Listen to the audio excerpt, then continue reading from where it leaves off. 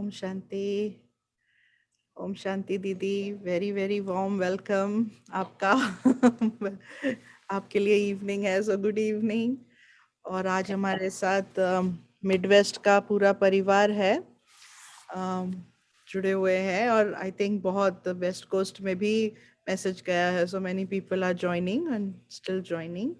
So Usha Didi definitely needs no introduction. We know her very very well as a बहुत senior Rajyoga teacher हैं, management training courses कराते हैं, और of course Gita और रामायण जो हमारे एपिक्स हैं उसका स्पिरिचुअल सिग्निफिकेंस में उनकी पीएचडी है। सो आज हमारा रियली सौभाग्य है कि आप हमारे साथ हैं दीदी। Thank you for accepting and coming. तो थैंक यू बाबा।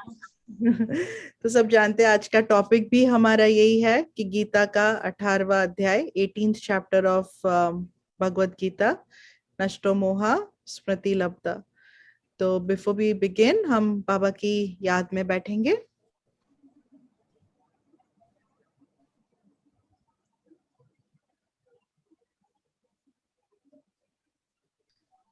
एंड सबको ये बताएं कि इंग्लिश ट्रांसलेशन अवेलेबल है। आपको इंग्लिश इंटरप्रिटेशन चूज करना है। दीदी हिंदी में बोलेंगे और इंग्लिश ट्रांसलेशन अवेलेबल है।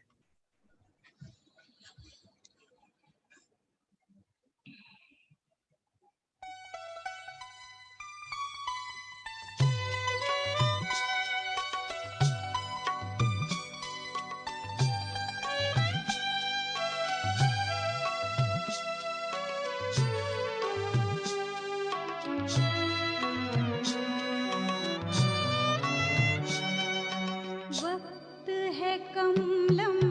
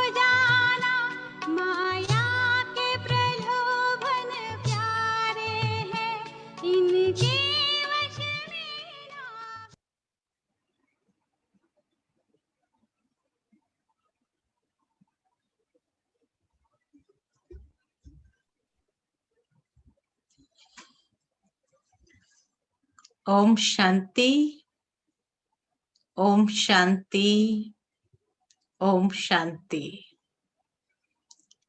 आज सारा मिडवेस्ट परिवार, हमारे प्यारी सोनिया बहन एवं सभी साथी भाई बहने, जिन्होंने आज बहुत सुंदर ये टॉपिक रखा है, नष्टो मोहा स्मृतिर्लब्धा। और हमारे इस ज्ञान मार्ग में भी सबसे अंतिम स्टेज यही हमारी है। तो इसीलिए आज समय के हिसाब से सोनिया बहन और उनके जो भी साथी भाई बहने हैं, उन्होंने बहुत सुंदर विषय चुना है और हम सभी इस विषय के ऊपर अवश्य बहुत गहराई से समझेंगे। साथ ही साथ आप सबको सूक्ष्म में, क्या कहूं, मधुबन में आवाहन करूं या मैं खुद आप लोगों के बीच में आ जाऊं, जो भी कहे। बाबा जैसे हम बच्चों को कहते हैं कि सभी सूक्ष्म में मधुबन निवासी तो है ही है, और आप सभी अपने अपने स्थानों पर जहां बैठे हैं वो तो सेवा स्थान है जो भगवान ने आपको विशेष दिया हुआ है, लेकिन हो आपका परमानेंट एड्रेस सभी का मधुबन। तो इसीलिए सोनिया बेन, कार्तिक भाई तथा उनकी भुजाएं मिडवेस्ट की जो भी है, सभी सूक्ष्म में मधुबन की बेहद भूमि पर पहुंच जाएं। और आप सबका हार्टी वेलकम है मधुबन की इस पावन भूमि में।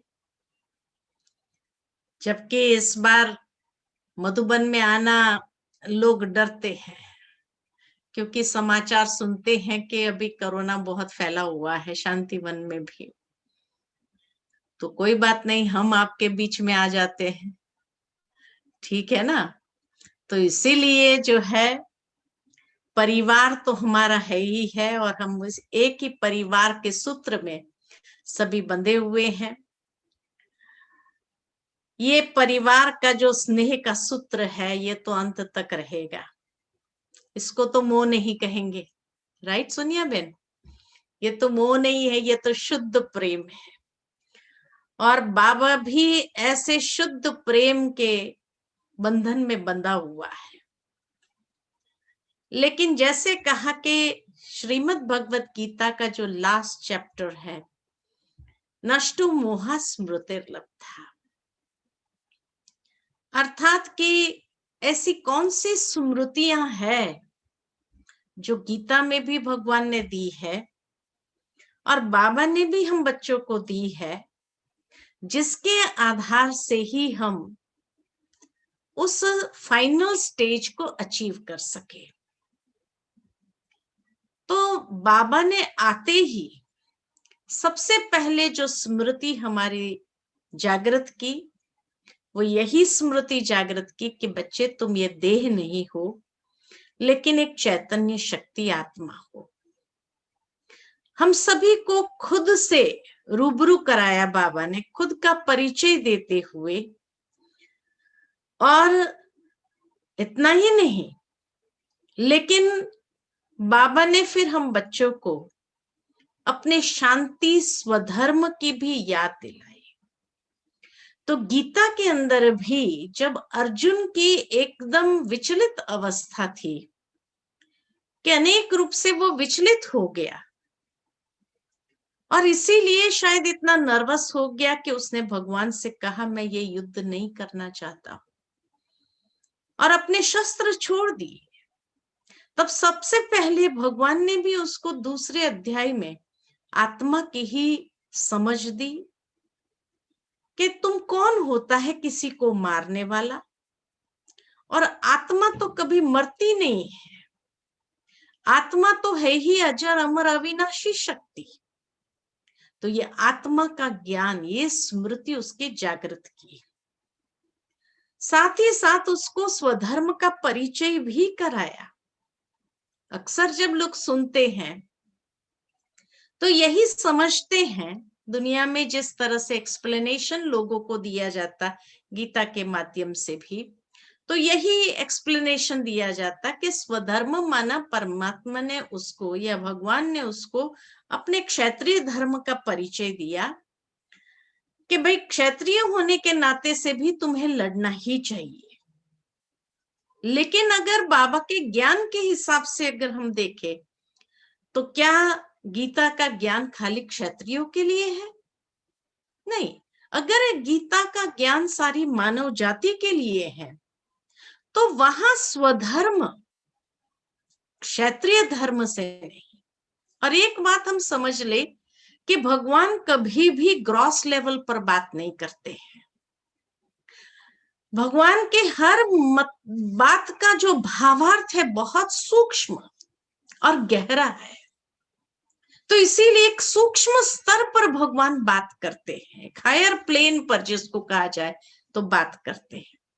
और इसीलिए गीता ज्ञान जो है वो सारी मानव जाति के लिए है। आज दुनिया के अंदर भी मैं समझती हूं कि हर धर्म के लोगों ने गीता को समझना चाहा, गीता को एडॉप्ट करना चाहा, उसकी शिक्षाओं को आत्मसात करना चाहा। तो जरूर है जब इतनी सूक्ष्मता उसमें होगी तभी तो हर इंसान उसको एडॉप्ट करना चाहता है अपनी लाइफस्टाइल के अंदर। तो इसीलिए कहा कि परमात्मा ने स्थूल लेवल पर स्वधर्म की बात नहीं की है, लेकिन वास्तव में आत्मा के गुण धर्म की बात की। और जो परमात्मा हम बच्चों को बताते हैं कि आत्मा का गुण धर्म वही स्वधर्म है। अर्थात कि हर चीज का अपना एक गुण धर्म है। पानी का गुण धर्म है शीतलता, अग्नि का गुण धर्म है गर्मी। पानी को कितना भी उबाल दिया जाए, उबाल उबाल कर उसको जब रख देते हैं तो फिर से अपने शीतल स्वरूप में आ जाता है, वही उसका गुण धर्म है।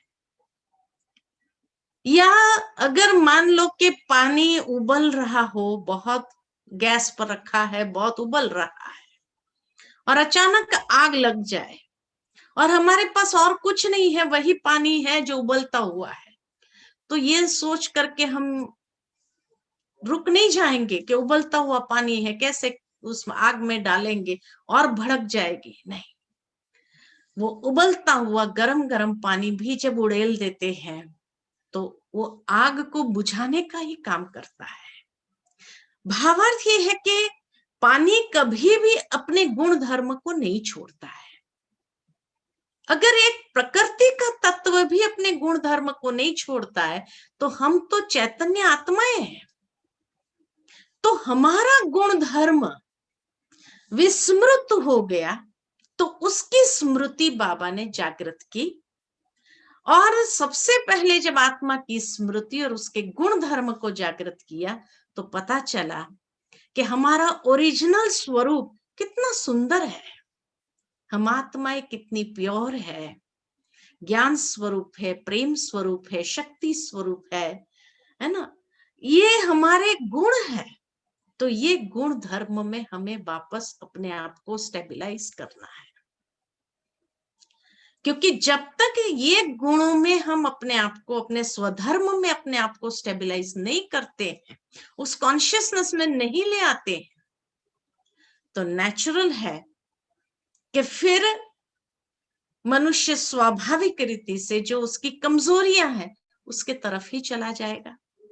तो काम, क्रोध, लोभ, मोह, अहंकार, ईर्ष्या, द्वेष, छल, कपट, आलस, भय, नफरत, ये सारे जो है वीकनेसेस, तो ये वीकनेसेस व्यक्ति के जीवन में क्यों आए? क्योंकि हम अपने ओरिजिनल स्वधर्म से बहुत दूर चले गए, बॉडी कॉन्शियसनेस में आ गए, इसीलिए आज हमारी ये स्थिति हुई है।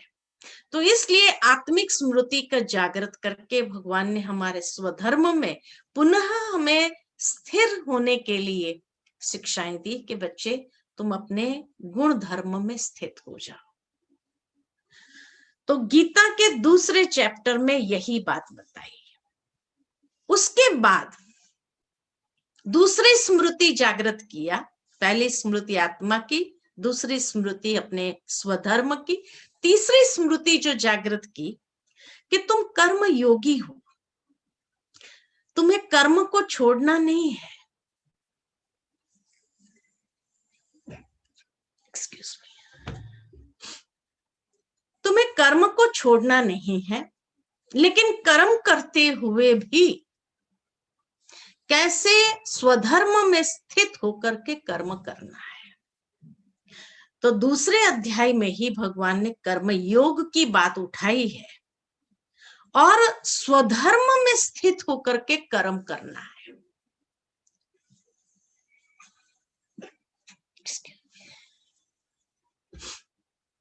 तो कर्म को छोड़ करके जाना नहीं है हमें कहीं भी, लेकिन कर्म करते हुए सहजता से कर्म हमें जब स्वधर्म में स्थित होकर के करेंगे तो कर्म हमें एफिशिएंट बनाएगा, इफेक्टिव बनाएगा।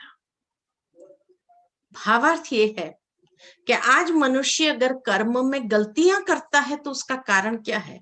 जब कोई ना कोई विकारों के वशीभूत होता है तभी तो कर्म में गलतियां होती है। तो इसीलिए भगवान ने उसको ये बात स्पष्ट किया कि स्वधर्म में स्थित होकर के तू कर्म का आचरण कर तो हर कर्म तेरा कुशल होगा। It will be so efficient, so effective कि तुम हर एक के लिए एक एग्जाम्पल बन जाओगे। वो कर्म इतना पावरफुल हो जाएगा कि उसमें बीज का नाश कभी नहीं हो सकता है और न उसमें कभी तुम्हें भय होगा। ये बहुत बड़ी बात कही कि तुम्हें फियर भी नहीं होगा। आज कई लोग जैसे अच्छे कर्म करने के लिए भी फियर आता है, क्या करें अगर हमने ऐसा किया तो लोग क्या कहेंगे, ऐसा कहेंगे वैसा कहेंगे, तो 10 बातें सोचते हैं। लेकिन भगवान अर्जुन से कहते हैं कि तुमने स्वधर्म में स्थित होकर के कर्म किया तो वो इतना पावरफुल कर्म है कि you will be an example for others. तुम दूसरों के लिए आदर्श बन जाएगा। इसलिए तुम्हें अपने मन के अंदर जो ये युद्ध चल रहा है उसको छोड़ करके कर्म योग का आचरण करना है। कर्म योग का आचरण करना माना कि जो ये क्वालिटीज है, ये क्वालिटीज आत्मा की है, उसमें स्टेबलाइज होकर के उस कॉन्शियसनेस में स्थित होकर के तुम कर्म करो तो कर्म तुम्हारा बहुत पावरफुल हो जाएगा। तो कर्म से भागने के लिए भगवान नहीं सिखाते हैं, कर्म योगी बनना सिखाते हैं।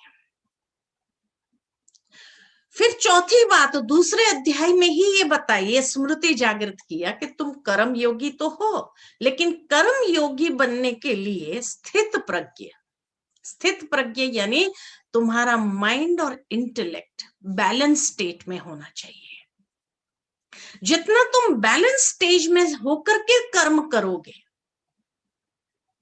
क्योंकि अगर बैलेंस्ड नहीं है तो क्या हो जाएगा? We are pulled. नेचुरल है कि हम किसी न किसी एक जगह के तरफ हम खिंचाव में चले जाएंगे। तो इसीलिए भगवान उसको कहते हैं तुम बैलेंस स्टेज में रहो, यानी मन और बुद्धि का स्थित प्रज्ञ, जो शब्द यूज किया है गीता के दूसरे अध्याय में, स्थित प्रज्ञ पुरुष के लक्षण, यानी आत्मा पुरुष है। स्थित प्रज्ञ, स्थित माना स्थिरता, बैलेंस्ड, और प्रज्ञ माना बुद्धि, बुद्धि को बैलेंस स्टेज में ले आओ और बैलेंस्ड होकर के तुम कर्म करो तो तुम किसी के तरफ आकर्षित नहीं होंगे। लेकिन बहुत अच्छा एग्जाम्पल दिया है वहां भगवान ने कि तुम एक कछुए की तरह कर्म भी करोगे लेकिन डिटैच्ड होकर के करोगे। तो ये एक बहुत बड़ी बात, नष्टो मोहा के जो फाउंडेशन है वो यही है कि जब तक हमारी एक बैलेंस स्टेट ऑफ कॉन्शियसनेस नहीं है, स्थित प्रज्ञ नहीं है हम, और जो भी कर्म करेंगे तो नेचुरल है कि वो कर्म हमें अपनी ओर खींच लेगा। इसीलिए बाबा भी हम बच्चों को कहते हैं कि बच्चे तुम बैलेंस स्टेट ऑफ माइंड के साथ कर्म का आचरण करो, एक कछुए की तरह। इसीलिए शिव के मंदिर में जाते हैं तो बाहर तो नंदी होता है, लेकिन डोर स्टेप जो होता है वहां एक कछुआ होता है। तो नंदी को भी लोग सल्यूट करते हैं, और अंदर जाने से पूर्व, शिव मंदिर के अंदर जाने से पूर्व डोर स्टेप पर जो कछुआ होता है उसको भी ऐसे प्रणाम करके अंदर जाते हैं। और आज फेंगशुई की दुनिया के अंदर तो लोग एक दूसरे को कछुआ भेंट करना चालू कर देते। किस लिए? तो कहते गुड लक। अब ऐसे गुड लक थोड़ी आ जाता है। भावार्थ ये है कि गीता के अंदर जो भगवान ने कहा है कि कछुए की तरह डिटैच्ड, जितना डिटैच्ड होकर के एक बैलेंस स्टेट ऑफ माइंड के साथ तुम कर्म करोगे तब यथार्थ कर्म योगी हो जाओगे। उसमें बहुत अच्छी बात बताई है भगवान ने अर्जुन को, कि जब अर्जुन ने एक सवाल पूछा कि मनुष्य की जो मति भ्रष्ट हो जाती है वो क्यों होती है,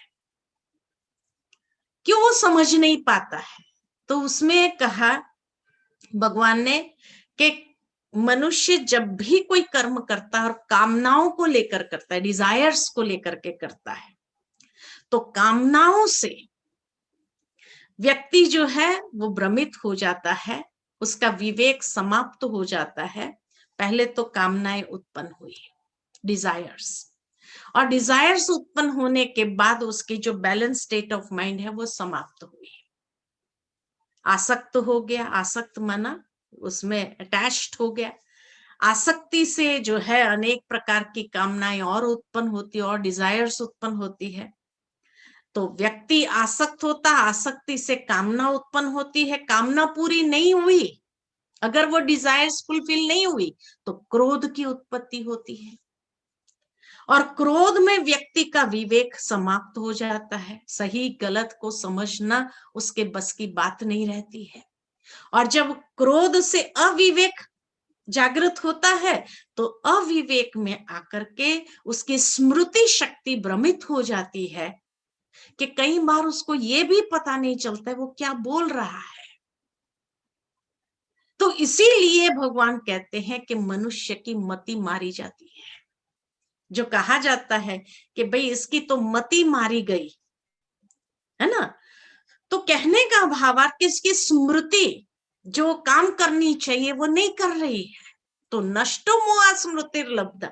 तो उसके लिए ये पाथवे बताया है कि आसक्ति से कामना उत्पन्न होती है, कामना पूरी नहीं हुई तो क्रोध उत्पन्न हुआ, क्रोध से अविवेक जागृत हुआ, और अविवेक से स्मृति शक्ति भ्रमित, मेमोरी के ऊपर इफेक्ट आती है।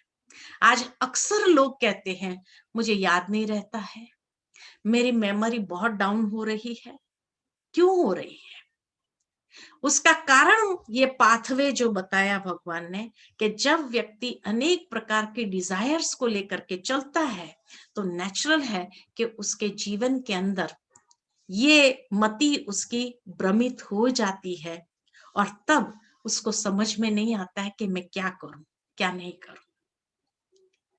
तो 4 बातें दूसरे अध्याय के अंदर जो बताई है नष्ट मोह स्मृति स्वरूप होने के लिए। पहली बात आत्मा का ज्ञान दिया, दूसरा स्वधर्म का परिचय दिया, तीसरा उस स्वधर्म के आधार पर कर्म करने की प्रेरणा दी, और चौथा बैलेंस स्टेट ऑफ माइंड रखने के लिए कहा। और लास्ट में इस अध्याय के अंत में भगवान ने एक बहुत अच्छी बात कही है अर्जुन को, और वो है कि हे अर्जुन, योग माना क्या? तो कहा योग माना स्वयं को सुसंस्कृत करने का विज्ञान। It is a science of self disciplining. जब तक तुम स्वयं सेल्फ डिसिप्लिन नहीं होता है तो योग नहीं है, तुम्हारे जीवन के अंदर योग आ ही नहीं सकता है। इसलिए सबसे पहले सेल्फ डिसिप्लिन बहुत आवश्यक है। तो ये मुख्य 5 बातें सेकंड चैप्टर में ही बताई कि कैसे ये फाउंडेशन का कार्य करती है नष्टो मोहा होने के लिए। उसके बाद 3rd चैप्टर के अंदर उसको अपनी इंद्रियों को जीतने के लिए कहा, क्योंकि जब कहा कि योगा मीन्स सेल्फ डिसिप्लिनिंग, तो नेचुरल है अर्जुन का प्रश्न आएगा फिर कि सेल्फ डिसिप्लिन कैसे करें। तो अपनी इंद्रियों को किस तरह से सेल्फ डिसिप्लिन करना है उसकी बातें स्पष्ट करते हैं भगवान, और कहते हैं कि जब तक तुम अपने कर्मेंद्रियों को सेल्फ डिसिप्लिन नहीं करेंगे तो वो ऐसे हैं जैसे तेज हवा। बहुत अच्छा एग्जाम्पल दिया भगवान ने कि जिस तरह तेज हवा पानी पर तैर रही किश्ती को बहाकर ले जाती है, अगर मान लो कि कोई बोट को कोई सहारा नहीं है और तूफान आ जाए समुद्र के अंदर, तो क्या होगा कि वो तूफान उस किश्ती को अपने जो मार्ग है, अपने जो डेस्टिनेशन है, उस डेस्टिनेशन से दूर दूसरी जगह पर ले जाती है। इसीलिए भगवान कहते हैं कि ये माया एक प्रकार का तूफान है, ये विकार जो है ये तूफान का काम करता है कि जो हमारी बोट को, जो हमारा डेस्टिनेशन है, उस डेस्टिनेशन से दूर कहीं ले जाती है। इसीलिए भगवान कहते हैं कि तुम्हें अपनी इंद्रियों को अपने सेल्फ कंट्रोल, सेल्फ डिसिप्लिन में रखना बहुत आवश्यक है, क्योंकि ये मन को भ्रमित करती है, मन को भटकाती है। जब तक तुम अपने कर्मेंद्रियों को वश में नहीं रखते हैं तब तक मन को वश में करना असंभव है। और तब फिर अर्जुन पूछते फिर मन को वश में कैसे करो, तब भगवान उसको कहते हैं कि पहले तुम अपने को आत्मनिश्चय करो। बहुत सुंदर बात बताई है कि पहले अपने आप को आत्मनिश्चय करो, क्योंकि आत्मा ही मालिक है मन, बुद्धि और इंद्रियों का। ये इंद्रियां मन को भटकाती है, लेकिन तुम अगर मालिक अवस्था में आ जाओ तो मालिक अवस्था में आने से ही तुम अपनी इंद्रियों के ऊपर सेल्फ कंट्रोल ले आएगा। और अगर इंद्रियां सेल्फ कंट्रोल हो गई तो मन को वश करना आसान है। तो बहुत अच्छी बात ये सेल्फ डिसिप्लिनिंग की बताई है। जब तक हम सेल्फ डिसिप्लिन नहीं होते, और इसीलिए बाबा ने भी आकर के हम सब बच्चों को नष्टो मोह, ये तो फाइनल स्टेज है, लेकिन ये जो स्टेप्स बताए हैं, आत्मज्ञान और फिर सेल्फ डिसिप्लिनिंग।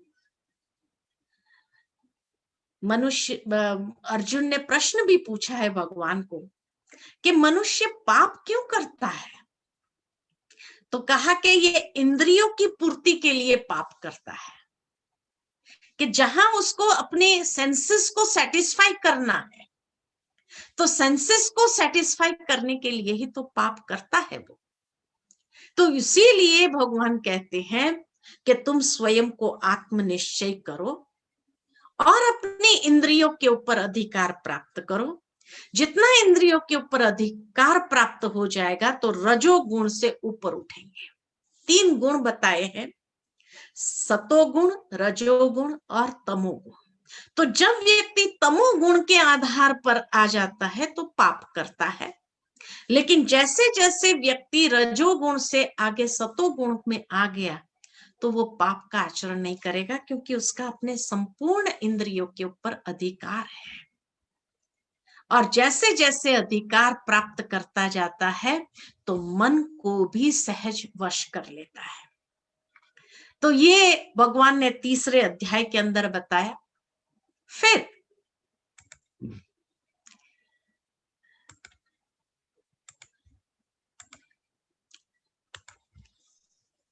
4थे अध्याय के अंदर भगवान आगे अर्जुन को अपना परिचय देता है, और अपना परिचय देते हुए भगवान कहते हैं मैं अजन्मा हूं। मैं इस संसार में जब आता हूं तो कैसे आता हूं, क्योंकि अर्जुन ने वहां प्रश्न पूछा कि हे प्रभु, आपने ये ज्ञान पहले भी किसको दिया है, या मैं फर्स्ट पर्सन हूं जिसको ये ज्ञान मिल रहा है आपका। तो उस समय भगवान कहते कि नहीं, पहले मैंने सूर्य को दिया, फिर सूर्य ने चंद्र को दिया, चंद्र ने फिर इक्ष्वाकु को दिया, इक्ष्वाकु से फिर राज ऋषियों ने जाना, और फिर ये लुप्त हो गया। जो मैं आज तुझे फिर से सुना रहा। अब सोचने की बात है कि ज्ञान की आवश्यकता मनुष्य को है या सूर्य को है।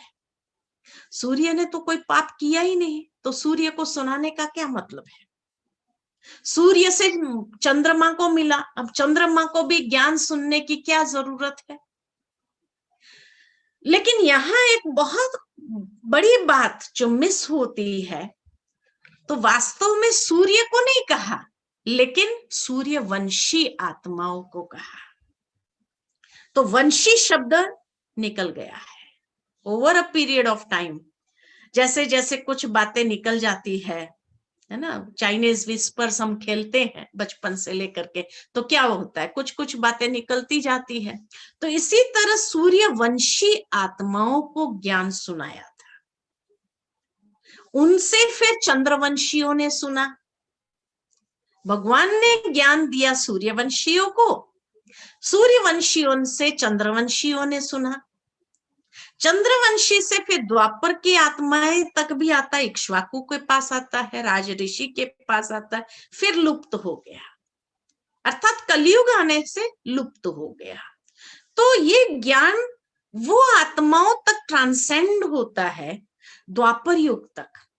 और इसीलिए बाबा भी कई बार कहते हैं हम बच्चों को कि जो धर्म पिताओं की आत्माएं हैं वो भी आएगी अंत में, और वो संदेश लेकर के जाएंगे, क्योंकि तभी तो वो अपने धर्म को एस्टैब्लिश करेगी। तो इसीलिए द्वापर युग तक की आत्माओं को सबको ये ज्ञान प्राप्त होता है। फिर कलयुग के अंत में पुनः जब एकदम घोर अधर्म का समय हो जाता है, तो परमात्मा को पुनः आना पड़ता है। देखो, यहां समझने वाली एक बात बहुत गहरी है, और क्या है कि जो कहा गया कि युगे युगे भगवान आते हैं, जबकि भगवान खुद कहते हैं कि मैंने सबसे पहले ये ज्ञान दिया सूर्यवंशियों को, मैंने चंद्रवंशियों को दिया, फिर द्वापर वालों को दिया, ये नहीं कहा है। भगवान ने सिर्फ सूर्य को दिया, सूर्य से चंद्रमा मनु को मिला, मनु से इक्ष्वाकु को मिला, भगवान ने दिया ये तो कहीं नहीं है। तो हर युग में आए भगवान ये तो है ही नहीं।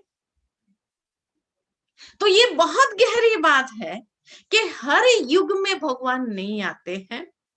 युगे युगे जो कहा, तो जब हम सतयुग त्रेता द्वापर कलयुग बोलते हैं ना, 4 युग जब वर्णन करते, तो उसमें सतयुग के साथ युग शब्द लगाते हैं, फिर कहते हैं सतयुग त्रेता, त्रेता युग नहीं बोलते, द्वापर और कलयुग। तो सतयुग के साथ युग आता है, कलयुग के साथ युग आता है, त्रेता और द्वापर के साथ युग शब्द नहीं जोड़ते हैं। तो सतयुग, त्रेता, द्वापर, कलयुग, तो युगे युगे माना ये 2 युग का जो संधिकाल का समय है, सतयुग और कलयुग का जो संधिकाल का समय, युगे युगे माना वो 2 युग के बीच वाला जो समय है, जब घोर अधर्म हो जाता है, तब परमात्मा इस संसार में आते हैं। और किसको ज्ञान दिया? सूर्यवंशियों को, क्योंकि सतयुग की आत्माओं को सबसे पहले ज्ञान दिया परमात्मा ने। उसके बाद तो चले गए, फिर अव्यक्त पालना होती रही, तो जो सूर्यवंशियों ने ज्ञान लिया था वो फिर चंद्रवंशियों तक पहुंचाते हैं, चंद्रवंशियों से द्वापर युग तक भी पहुंचता है ये ज्ञान, है ना। तो ये बताता है कि भगवान ने जो गीता के अंदर कहा, मैं एक ही बार आता हूं। अच्छा, अगर हम समझो कि चलो सब युग में आए, सब युग में आए तो 4 बार आना चाहिए, सतयुग, त्रेता, द्वापर, कलयुग 4 बार आना चाहिए। तो 4 बार के बदले 10 अवतार दिखा दिए, तो हर युग में कितनी बार आया? और सतयुग जहां था ही सत्यता का समय, वहां आने की जरूरत ही नहीं थी उसको। वहां अगर पेड़ पौधे भी इतने सुंदर थे, शेर और गाय घाट पर पानी पीते थे, तो सोचो उस समय के मनुष्य कैसे होंगे, क्योंकि ह्यूमन वाइब्रेशंस का ही तो प्रभाव पशु पक्षियों के ऊपर भी पड़ता है। तो उस समय के लोग कैसे होंगे जहां शेर और गाय एक घाट पर पानी पी सकते हैं, तो कितनी अहिंसा होंगे। तो वहां तो भगवान को आने की जरूरत ही नहीं। तो 10 अवतार दिखाया, अच्छा 10 अवतार से भी सेटिस्फेक्शन नहीं हुआ तो 24 अवतार दिखाया। अच्छा 24 अवतार से भी सेटिस्फेक्शन नहीं हुआ तो कहा कण कण में व्यापक है। अभी पहले तो ये फाइनल करना पड़ेगा कि एक बार आया, 4 बार आया, 10 बार आया, 24 बार आया, या है ही है, कण कण में है ही है। तो ये फाइनल करना पड़ेगा। कितना कंफ्यूजन है। तो नष्टो मोहा बनने के लिए अगर परमात्मा के साथ मन का योग लगाना है तो सबसे पहले क्लैरिफिकेशन हमें यही चाहिए कि ईश्वर कौन है,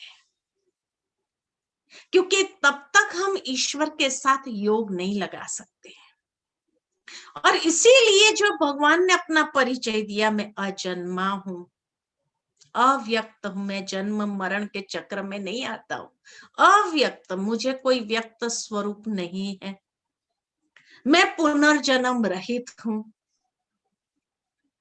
काल मुझे खा नहीं सकता है, मैं इन चरम चक्षु से देखा नहीं जा सकता हूं। ये सारा जो भगवान ने अपना परिचय दिया वो इसीलिए दिया कि जैसे तुम आत्माएं हो अति सूक्ष्म, वैसे मैं भी सूक्ष्म हूं, एक पॉइंट ऑफ लाइट हूं, अजन्मा हूं, अभोक्ता हूं, अकर्ता हूं, है ना, अव्यक्त हूं। तो ये परमात्मा अपना परिचय दे करके अर्जुन को सबसे पहले तो क्लियर करते हैं कि मेरा स्वरूप क्या है, क्योंकि तभी वो ईश्वर से अटैच होगा तो डिटैच होगा। क्योंकि जब तक ईश्वर के साथ अपने आप को जोड़ेगा नहीं तब तक नष्टो मोहा बनना असंभव है। आज मनुष्य ईश्वर के साथ जुड़ा नहीं, इसीलिए बाकी सब चीजों से उसका अटैचमेंट हो गया, चाहे व्यक्ति हो, वस्तु हो, भौतिकता हो, हर चीज से इतना अटैच क्यों हो गया, इतना पोजेसिव क्यों हो गया, क्योंकि ईश्वर से ही डिटैच हो गया, उसका लाइन ही कट हो गया। इसलिए परमात्मा ने सबसे पहले आकर हमें अपना परिचय दिया, फिर परमात्मा ने खुद का परिचय दिया ताकि हम ईश्वर के साथ अपने आप को जोड़ सके। और फिर 5वें अध्याय के अंदर संन्यास योग बताया। संन्यास योग का मतलब यही है कि भैया तुम बुराइयों का संन्यास करो, चीज वस्तुओं का संन्यास करने की बात नहीं है, लेकिन बुराइयों का संन्यास करो। और जितना तुम बुराइयों का संन्यास करोगे उतना ही तुम गृहस्थ व्यवहार में रहना है, चीज वस्तु को नहीं छोड़ना है। अर्जुन को कहीं पर भी श्रीमद् भगवत गीता में भगवान ने ये ज्ञान नहीं दिया कि तुम सन्यासी बन जाओ, तुम अपने घर गृहस्थ को छोड़ दो, तुम सन्यासी बनेगा तभी तुम मुझे प्राप्त कर सकोगे, नहीं। उसको हर बार यही कहा कि गृहस्थ जीवन के अंदर जो बुराइयां आ गई है उन बुरी वृत्तियों का संन्यास करो, जो नेगेटिव एटीट्यूड है हमारा उस नेगेटिव एटीट्यूड का संन्यास करो। और जब ये नेगेटिव एटीट्यूड का संन्यास करेंगे तो कर्म, अकर्म, विकर्म, ये 3 कर्म की गुह्य गति भगवान ने बताई कि व्हाट इज कर्म, कर्म क्या है, अकर्म क्या है और विकर्म क्या है। विकृत कर्म किसको कहा जाता है, न्यूट्रल एक्शंस क्या है, ये तीनों को भगवान स्पष्ट करते हैं और पूरा कर्म की डेप्थ बताते हैं उसको कि कैसे तुम गृहस्थ व्यवहार में रहते हुए, कर्म करते हुए, कर्म कर्म विकर्म की गति को सामने रखो तो हमेशा तुम बुरे कर्म, विकृत कर्म से अपने आप को बचा के रख सकोगे और श्रेष्ठ कर्म कर सकेंगे। श्रेष्ठ कर्म से प्रारब्ध अकर्म के रूप में तुम्हें प्राप्त होगा। तो ये एक बहुत गहरी बात चौथे अध्याय में बताते हैं, भगवान स्पष्ट करते हैं अपने परिचय के साथ साथ कर्म अकर्म विकर्म की गुह्य गति का ज्ञान। उसमें बहुत अच्छी एक बात मुझे याद आती है कि भगवान जब कहते हैं कि कर्म अकर्म विकर्म, तो विकर्म विकृत कर्म किसको कहा गया है? कई लोगों ने गीता के अंदर भी विकर्म को विकृत कर्म नहीं लिया है, उन्होंने उसको ट्रांसलेट किया है विशेष कर्म। लेकिन हम बच्चों को बाबा ने बहुत अच्छा स्पष्ट कर दिया है कि कर्म किसको कहा जाता, अकर्म किसको कहा जाता और विकर्म किसको कहा जाता। उन्होंने विशेष कर्म कर दिया है उसको, क्योंकि नेचुरल है, कोई गाइडेंस तो है नहीं, अपनी बुद्धि से जो सोचेंगे वही करेंगे। तो वास्तव में कर्म माना श्रेष्ठ कर्म, श्रेष्ठ कर्म के प्रारब्ध स्वरूप अकर्म, क्योंकि सत्युग त्रेता में जो कर्म हम करेंगे वो अकर्म हो जाएगा। प्रारब्ध भोगने का कर्म कर रहे हैं, इसलिए फल खाने का कर्म कर रहे हैं। और फिर द्वापर से लेकर के कलयुग तक धीरे धीरे विकर्म हमारे बढ़ते जाते हैं। और वो विकर्म माना विकृत कर्म, जो सारे कमजोरियों के वश किया गया कर्म, काम क्रोध लोभ मोह अहंकार ईर्ष्या द्वेष चिल कपट आलस भय, ये सारे विकर्म को लेकर के या कमजोरियों को लेकर के जो कर्म किए गए उसको कहा जाता है विकृत कर्म, जो मनुष्य के पाप के खाते को बढ़ाता है ना। तो एक कहानी मैं जरूर सुनाना चाहती हूँ कि एक बार एक सेठ जी थे, सेठ जी के 3 लड़के थे। अब तीनों लड़कों की शादी उसने कर दिया, तो लास्ट वाली जो बहू घर में आई तो पहले दोनों बहुओं ने उनको बता दिया कि ससुर जी का नियम है दान नहीं करना, हमारे घर में दान नहीं करना। कहा ठीक है। अब उसके फादर ने उसको सिखाया था वो छोटी वाली बहू को कि भाई कहीं पर भी कोई जरूरतमंद हो तो उसको दान करना। लेकिन जब आते ही उसको पता चला दान नहीं करना है तो बड़ा अजीब तो लगा, लेकिन ठीक है, अभी जिस घर में है उस घर के रूल्स रेगुलेशंस को फॉलो करना है, तो ठीक है दान नहीं करेंगे। तो कुछ समय बीता और वो कपड़ा सुखा रही थी गैलरी के अंदर, और बहुत बड़ा बंगला था तो फर्स्ट फ्लोर पर गैलरी पर वो कपड़ा सुखा रही थी। ससुर जी नीचे आंगन में उसके कोर्टयार्ड में बैठ करके न्यूज़पेपर पढ़ रहे थे। गेट पर एक भिखारी आया और भिखारी ने कहा मैं 3 जन्म का भूखा हूं, मुझे कुछ दे दो। तो ऊपर वो छोटी बहू कपड़े सुखा रही थी, अब उसको तो पता था कि भाई दान तो करना नहीं, तो उसने जवाब दिया ऊपर से, जवाब में ये कहा कि बासी खाना खा रहे हैं कल उपवास करेंगे, इतना बोल दिया। तो वो भिखारी चला गया।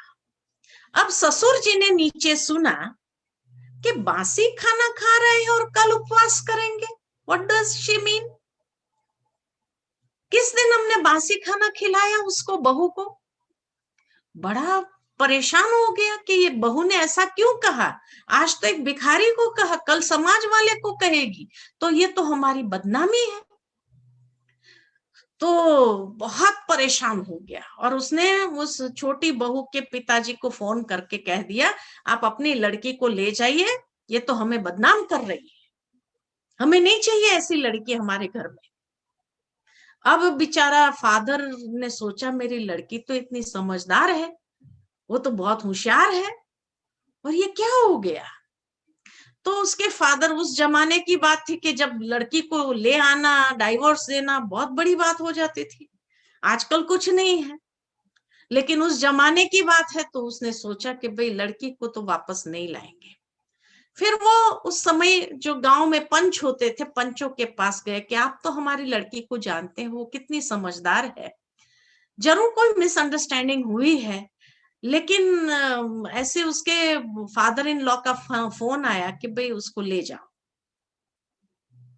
तो कहा लड़की तो बड़ी समझदार है, ऐसा तो कुछ होना नहीं चाहिए, जरूर कोई मिसअंडरस्टैंडिंग हुई है। कहा एक काम करते हैं, हम उनके फादर इन लॉ को बुलाते हैं और पूछते हैं भाई क्या हुआ। तो फादर इन लॉ को बुला करके पूछा गांव के पंचों ने कि भाई क्या बात है। तो कहा नहीं, उसने कहा कि बासी खाना खा रहे हैं, कल उपवास करेंगे।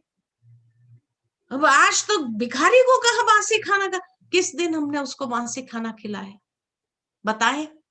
तो ऐसा झूठा क्यों बोलती है, हमको ऐसी लड़की नहीं चाहिए झूठ बोलने वाली। कहा अच्छा एक काम करते हैं, हम लड़की को ही बुलाते कि उसने ऐसा क्यों कहा। लड़की को बुलाए कि भाई तुमने ऐसा क्यों कहा, बासी खाना खा रहे हैं और कल उपवास करेंगे। तो बड़ी विनम्रता के साथ उसने हाथ जोड़ करके कहा अगर मेरे से कोई गलती हो गई तो आई एम सॉरी।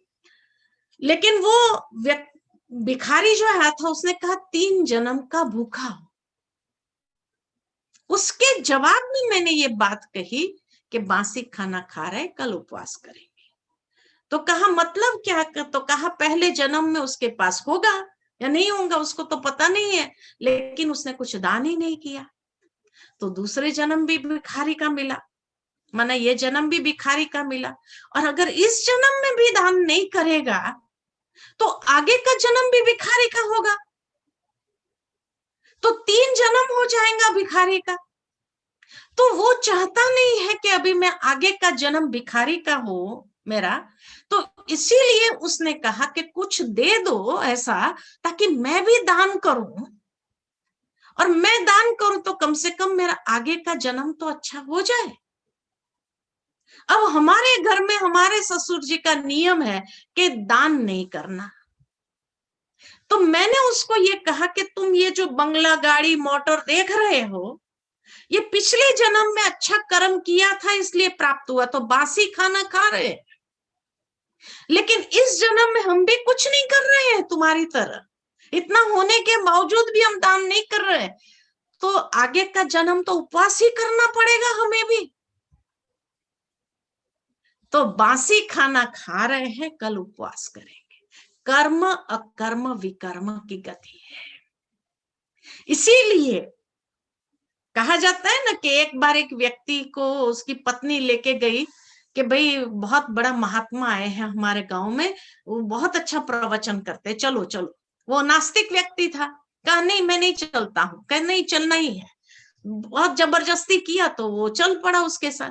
अब वहां महात्मा जी ने कह दिया कि जो कुछ हम ना कुछ लेके आए हैं ना कुछ लेके जाते हैं, जो कुछ यहाँ है वो यहाँ का यहाँ ही रह जाना है।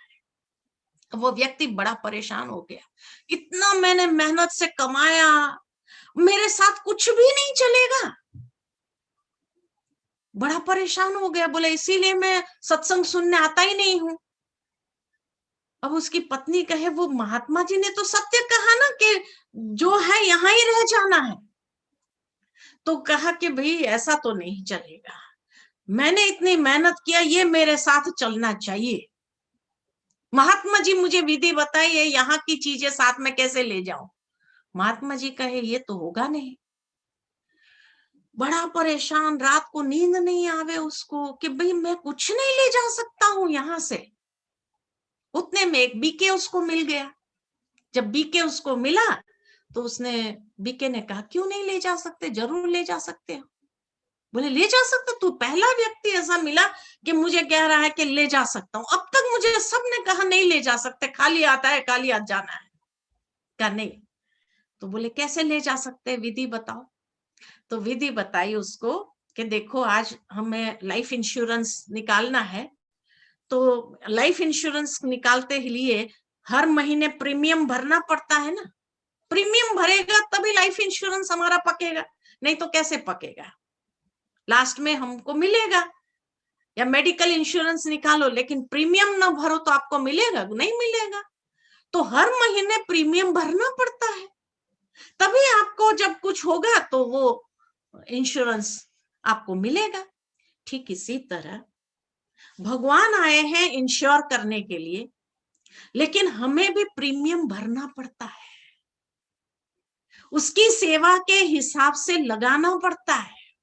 और जब उसकी सेवा में लगाते हैं तो प्रीमियम भरना हुआ, वो फिर वहां पर 1000 गुना होकर के हमें मिलेगा या 100 गुना होकर के मिलेगा। संगम का ये हिसाब है, 1 का 100 गुना।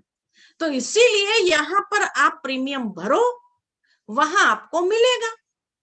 कहा, ये बात तो सही बताई आपने कि यहाँ प्रीमियम भरो और वहां मिलेगा हमको। इसीलिए तो रामायण के अंदर दिखाया है कि जब नाव में बैठने गए श्री राम, तो वो जो नाविक था उसने कहा भाई भाड़ा तो देना पड़ेगा। तो राम ने अपनी अंगूठी निकाल करके कहा ये लो भाड़े के रूप में। कहा ये नहीं चाहिए, कहा ये नहीं चाहिए। तो बोले फिर क्या चाहिए? तो बोले जो देंगे ना आप, मेरी नाव का जो भाड़ा देंगे ना, यहाँ नहीं चाहिए, वहां दे देना। वहां माना नेक्स्ट जन्म में दे देना। तो उसको पता है कि भाई श्री राम है तो वो तो मल्टीप्लाई करके ही देगा, कहीं गुना करके ही देगा, जैसे सुदामा को दिया कृष्ण ने। ठीक इसी तरह जीवन के अंदर हमें भी या प्रीमियम भरो या जैसे भगवान कहते हैं सफल करो। तो कर्म अकर्म विकर्म की गति में नष्टो मोहा बनने के लिए यहाँ जितना हम सफल करते जाएंगे तो हमें आगे के लाइफ में भी उसकी प्राप्ति कई गुना होकर के प्राप्त होता है। तो नष्टो मोहा, क्योंकि यहाँ का अटैचमेंट अगर बहुत ज्यादा होगा, पॉजिटिवनेस अगर होगा कि भाई ये मैं छोड़ नहीं सकता हूं, तो ना कोई अच्छा कर्म कर सकता है इंसान, ना कुछ उसको साथ ले जा सकता है, यहाँ वेस्ट हो जाता है। इसलिए कर्म अकर्म विकर्म की गति भगवान समझाते हुए यहाँ के चीजों से नष्टो मोहा होने के लिए यही कहो, आप प्रीमियम भरते जाओ। तो जितना प्रीमियम भरते जाएंगे उतना हमें कंफर्म है कि आगे हमें प्राप्त होना ही है, उसको साथ ले जाते हैं। तो इसीलिए अगर यहाँ पॉजिटिवनेस हो गया तो फिर वहां तो मिलेगा नहीं। बासी खाना खा रहे हैं, कल उपवास ही करना पड़ेगा। तो इसीलिए नष्टो मोहा स्मृतिर्लब्धा। तो कर्म अकर्म विकर्म की गुह्य गति का ज्ञान जो है, हमें ये पोजेशन से भी कैसे नष्ट मोहा बनाते हैं। तो खाली देह से नष्ट मोहा होने की बात नहीं है, देहधारियों से नष्ट मोहा होने की बात नहीं है, लेकिन जो हमारा पोजेशंस है उन पोजेशंस से भी नष्ट मोहा होना बहुत जरूरी हो जाता है। क्योंकि जब तक उससे नष्ट मोहा नहीं हुए तब तक हम अपने जीवन के अंदर उन्नति नहीं कर सकते हैं। इसीलिए भगवान आगे 5वें अध्याय में संन्यास योग की बात बताते हैं। चीज वस्तुओं को संन्यास करने की बात नहीं है, लेकिन उसके भीतर रहते हुए, उन सब के मध्य रहते हुए उसको कैसे श्रेष्ठ कार्य में लगाया जाए, ये बताया है। उसके बाद 6ठे अध्याय में ध्यान योग बताया कि ये सबसे डिटैच होने के लिए ध्यान योग यानी राजयोग करना बहुत आवश्यक है, मेडिटेशन करना बहुत जरूरी है। क्योंकि जब तक मेडिटेशन नहीं है तब तक मनुष्य अपने कर्मों में उलझा रहता है। इसलिए 6ठा अध्याय है ध्यान योग कि कैसे अपने मन को एकाग्र करना है। तो उसमें पूरी विधि बताई है भगवान ने, मेडिटेशन कैसे करना चाहिए, कैसे बैठना चाहिए, कब करना चाहिए, कैसे करना चाहिए। तो उसमें पूरा बताया है कि शांत चित्त होकर के एकाग्रता के साथ स्वच्छ स्थान पर, जहां उस स्थान को भी हम प्यूरिफाई करें, चाहे नेगेटिव एनर्जी को खत्म करने के लिए अगरबत्ती जलाए, जब भी जो भी कर, यानी भावार्थ भगवान ने गीता के अंदर जो कहा है, उस स्थान की स्वच्छता बहुत जरूरी है। मेडिटेशन करते समय स्थान स्वच्छ नहीं है तो आपका मेडिटेशन ध्यान लगेगा नहीं। और फिर एकांत मन से उस परमात्मा को याद करना है और याद करते हुए उससे शक्ति प्राप्त करनी। फिर उसमें और भी बात को क्लियर किया है, अमृत वेला सुबह का समय या नमः शाम का समय अति उत्तम है मेडिटेशन करने के लिए।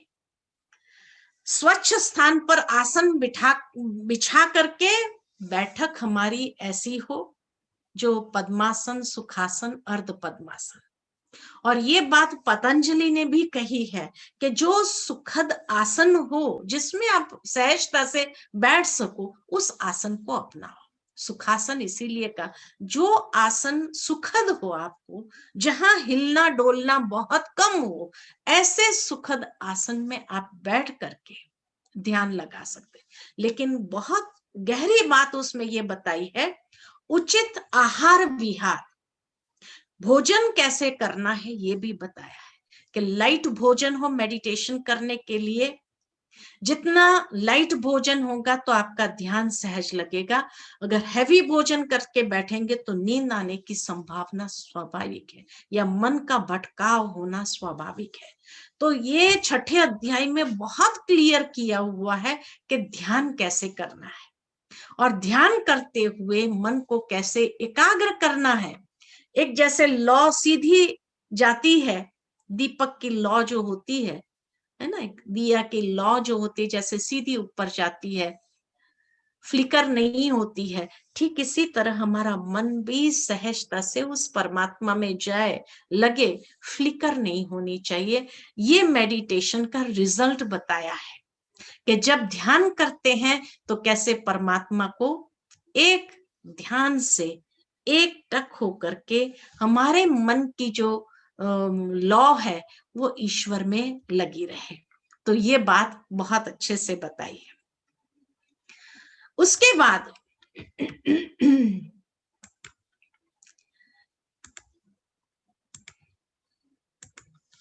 उसके बाद 7वें अध्याय में भगवान ने बहुत सुंदर बात ये बताई है कि मैं किसका तन लेता हूं।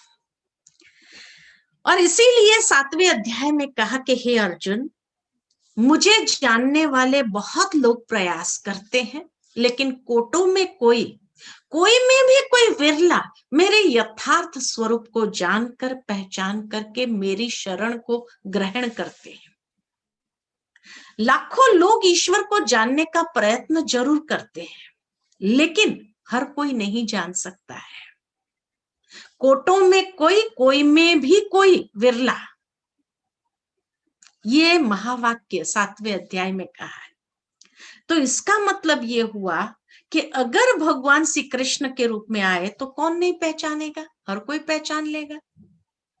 तो श्री कृष्ण का जो नर स्वरूप है, श्री कृष्ण पावरफुल सोल है, पावन आत्मा है। तो श्री कृष्ण जैसे जन्म लेते लेते लेते लेते लेते कलयुग अंत में जब नर स्वरूप में आ जाती है, इसलिए कहा जाता नर से नारायण, नर ऐसा कर्म करे जो नर नारायण बने, नारी ऐसा कर्म करे जो श्री लक्ष्मी बने। अर्थात नर ने ही ऐसा श्रेष्ठ कर्म किया जो नर नारायण बना, और नारी ने ऐसा कर्म किया जो श्री लक्ष्मी बने।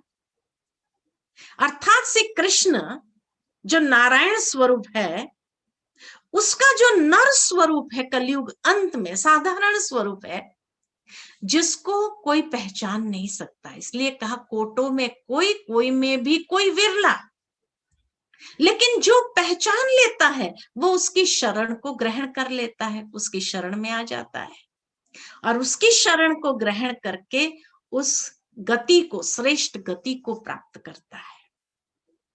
तो इसीलिए भगवान आकर के ये बताते हैं कि मैं अति साधारण रूप में आता हूं, क्योंकि भगवान भपकेदार रूप में अगर आए तो सारी दुनिया लाइन लगा दे। तो उसको जो काम करना है अधर्म का नाश और सत धर्म की स्थापना का, वो हो ही नहीं सकता है। मनुष्य के अंदर जो बुराइयों को खत्म करना है वो हो ही नहीं सकता है। इसीलिए वो साधारण स्वरूप में आएंगे। कुछ लोग ज्ञान के द्वारा उसको जान सकते हैं। भगवान ने ये बहुत अच्छी बात बताई है कि मुझे पहचानने के लिए ज्ञान के चक्षु चाहिए। ज्ञान के आधार से ही आप मुझे पहचान सकते हो। जब तक ज्ञान के चक्षु नहीं है तब तक ईश्वर को पहचानना आसान नहीं है, क्योंकि ये आंखों से तो देख नहीं सकते हैं। तो नष्टो मोहा स्मृतिर्लब्धा होने के लिए आवश्यकता है कि हम ज्ञान के चक्षु खोले।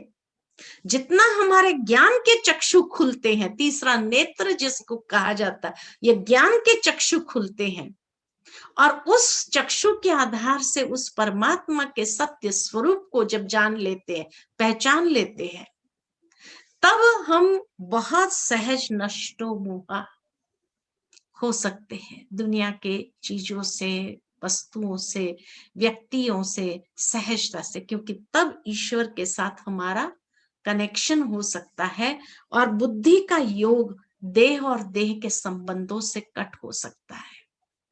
तो नष्ट मोहा होने के लिए ज्ञान के चक्षु खुलना आवश्यक है, क्योंकि ये ज्ञान के चक्षु खुले बिगर ईश्वर के सानिध्य को प्राप्त नहीं कर सकते हैं, उसकी शरण में नहीं जा सकते हैं, अर्थात उसके मददगार नहीं बन सकते हैं।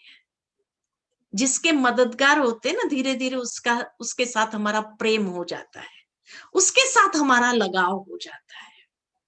इसीलिए भगवान के मददगार बनने के लिए जब भगवान के सत्य स्वरूप को जान लेते हैं, पहचान लेते हैं, तो फिर उसका मददगार बन करके सहज उसके साथ अटैच्ड हो जाते हैं। तो फिर बाहर के और संबंधों के साथ, नेबर्स के साथ, चीज वस्तुओं के साथ डिटैच होना आसान हो जाता है। तो नष्टो मोहा स्मृतिर्लब्धा होने के लिए ज्ञान के चक्षु खुलना बहुत आवश्यक है। ये भगवान ने 7वें अध्याय में बात कही। उस ज्ञान के चक्षु खुलते ही उसकी वास्तविकता का दर्शन, विराट रूप का दर्शन सहजता से हो सकता है। ब्रह्मा का दिन क्या है, ब्रह्मा की रात्रि क्या है, जो भगवान ने 8वें अध्याय में एक्सप्लेन किया है कि ये संसार जो है एक विशाल नाटक है, जिसमें ब्रह्मा का दिन और ब्रह्मा की रात्रि है। ब्रह्मा का दिन सतयुग और त्रेता युग को दिखाया है, ब्रह्मा की रात्रि द्वापर और कलयुग को दिखाया है। और कैसे कलयुग के अंत में जब आत्मा आती है तो फिर अव्यक्त से अव्यक्त हो जाती है, यानी परमधाम जाती है, और फिर जब सतयुग की आदि होती है तो अव्यक्त से व्यक्त में फिर से प्रवेश करती है, अर्थात नए चोले में प्रवेश करती है। इस तरह से फिर अनेक पुनर्जन्म लेते लेते लेते ये साइकिल से गुजरना पड़ता है। तो ज्ञान के चक्षु खुलते ही हम सिर्फ ये ब्रह्मा का दिन और ब्रह्मा की रात्रि के विषय में नॉलेज प्राप्त करते ये नहीं, लेकिन परम धाम क्या है उसका भी ज्ञान स्पष्ट हो जाता है। कहाँ जाना है और फिर वापस कहाँ आना है और कैसे आना है, और कर्म का ये जो पुनर्जन्म का खेल चलता है, तो ये बातें जैसे ही स्पष्ट होती है तो हमें पता चलता है कि इस विशाल नाटक के अंदर हम कितने लोगों से अटैच्ड हुए हर जन्म में, लेकिन विस्मृत हो गए। फिर तो स्मृति विस्मृत कैसे हुई? एक शरीर छोड़ा तो वहां के लोगों से सहजता से विस्मृत हो गए और फिर आगे की यात्रा पर चले।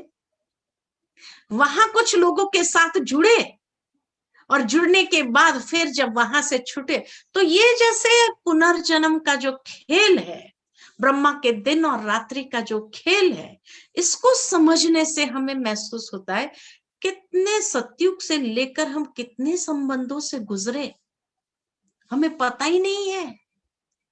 कितनों के साथ हमारा मोह हुआ और फिर छूट गया, मोह हुआ छूटा, मोह हुआ छूटा। तो ये संसार का जो ड्रामा है, इस ड्रामा के ज्ञान को समझते ही तो मोहा होना सहज हो जाता है।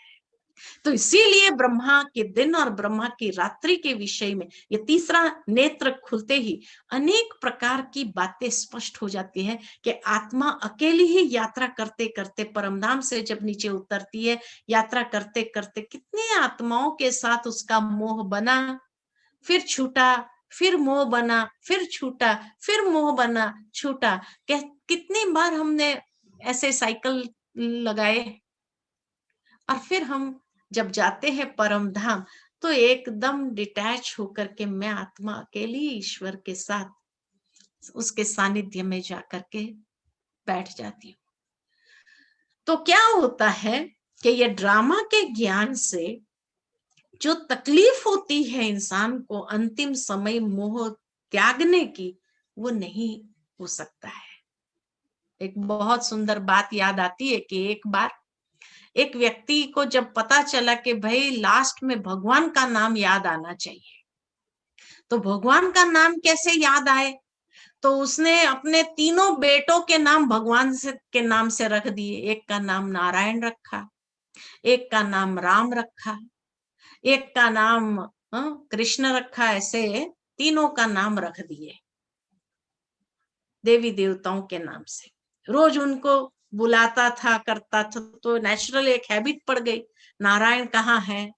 तो जब उसकी लास्ट स्टेज आई शरीर छोड़ने की, तो लेटा हुआ था, तो उसने पूछा, कहा नारायण, तो नारायण एकदम खड़ा हो गया, पिताजी मैं यही हूं, आपके सामने कुछ काम हो तो बताओ। कहा नहीं कोई काम नहीं। फिर कहा राम कहाँ है, तो राम खड़ा होकर आ गए, पिताजी मैं यही हूं, कोई काम हो तो बताए। बोला नहीं कोई काम नहीं। कहा कृष्ण कहाँ है, तो कृष्ण को बुलाया, मैं यही हूं, आपके सामने ही तो हूं। तो कहा तुम तीनों यहाँ है तो दुकान पर कौन है, और प्राण छूट गया। तो लास्ट में आखिर क्या याद आया, दुकान ही तो याद आई। इतना अभ्यास करने के बावजूद भी जो प्रैक्टिस है इंसान की, वही तो याद आएगा ना। इसलिए नष्टो मोहा स्मृतिर लब्धा, तो बार बार अपनी स्मृति को जागृत करने की आवश्यकता है। नहीं तो जो जीवन भर हमने अभ्यास किया हुआ है वही अंत में हमें याद आना है। इसीलिए आप जितना हो सके आत्म स्वरूप में स्थित होकर के, बाबा भी हम बच्चों को कहते हैं आत्मिक स्वरूप में स्थित होकर के परमात्मा को याद करो सहजता से। ये याद हमारी बननी चाहिए। अगर ये याद नहीं बनी तो फिर क्या फायदा।